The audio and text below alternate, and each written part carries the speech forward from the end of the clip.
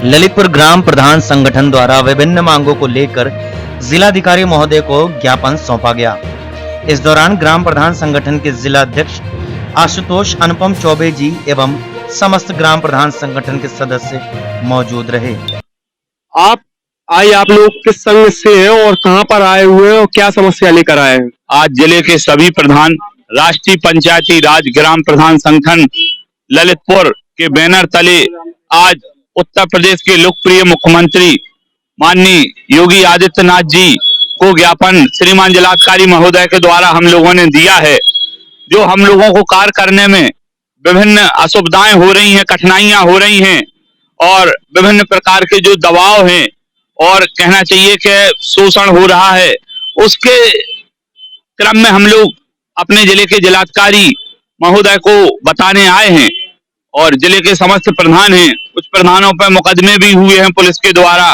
तो वो भी श्रीमान जिलाधिकारी महोदय से चर्चा हुई है और उन्होंने पूर्ण आश्वासन दिया है कि हम लोगों की समस्याओं को पूर्ण विचार कर उसका निराकरण करेंगे। और मैं आप मीडिया के माध्यम से आप लोगों का धन्यवाद देता हूं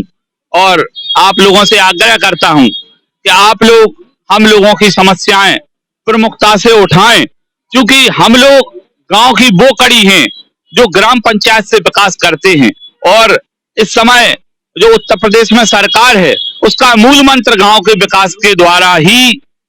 प्रदेश का देश का विकास है। तो चाहे शौचालय हो, चाहे आवास हो, विभिन्न योजनाएं हैं जो गांव में चल रही हैं, उसको हम लोगों के द्वारा संचालित किया जा रहा है। इसलिए हम लोगों ने आग्रह किया है कि हम लोगों को कार्य करने में जो भी असुविधा हो रही है उस पर आप विशेष रूप से गौर करते हुए उनका निराकरण करें। और आज जिले के लगभग सभी पंचायतों के प्रधान, जो आज तक कभी नहीं हुआ है कितनी संख्या में प्रधान आए हों, तो मैं प्रधान साथियों को, कार्यकर्ताओं को, अपने साथियों को बताना चाहता हूं कि मैं आपका जिलाध्यक्ष आपकी सेवा में सदैव तत्पर रहूंगा और आपके लिए हक की लड़ाई हमेशा लड़ता रहूंगा। जय हिंद, जय भारत।